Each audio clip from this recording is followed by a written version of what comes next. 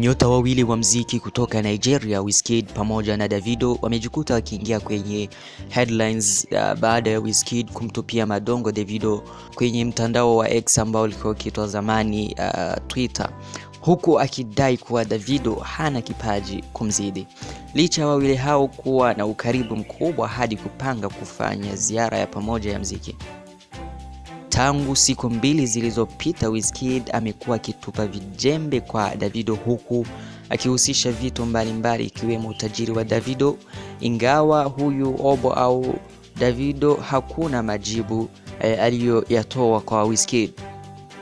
Bado chanzo cha Wizkid kurusha vijembe hivyo kwa Davido hakijajulikana, kitu kilichopelekea wengi kuhisi labda ni kiki kabla ya kuachia project yake mpya ambayo alitangaza ujio wake hivi karibuni.